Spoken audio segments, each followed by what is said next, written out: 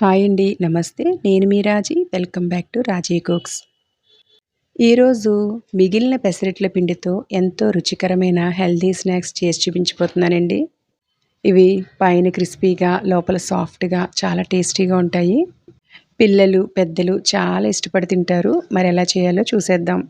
ముందుగా మిగిలిన పెసరట్ల పిండి ఇందులో ఆల్రెడీ సాల్ట్, పసుపు, వెల్లుల్లి, పచ్చిమిర్చి వేసి చిన్న అల్లం ముక్క కూడా వేసి మిక్సీ ఆడాను. పెసరట్ల పిండి వేసుకోగా ఈ మిగిలిన పిండిలో ముందుగా చాప్ చేసుకున్న ఆనియన్స్, చిల్లీ, క్యాప్సికమ్, అలాగే అల్లం తురుము, క్యారెట్ తురుము, ఒక పావు స్పూన్ వరకు జీలకర్ర, ఈ వెజిటేబుల్కి సరిపడినంత సాల్ట్ని వేసుకుని ఒకసారి బాగా కలుపుకోవాలి.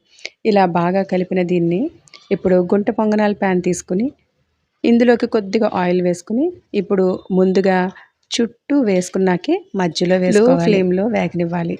ఇలా మూత పెట్టి ఒకవైపు బాగా వేగిన తర్వాత వీటిని టర్న్ చేసుకుని మరొక వైపు కూడా బాగా వేగనివ్వడమే. ఎంతో టేస్టీగా ఉంటాయండి.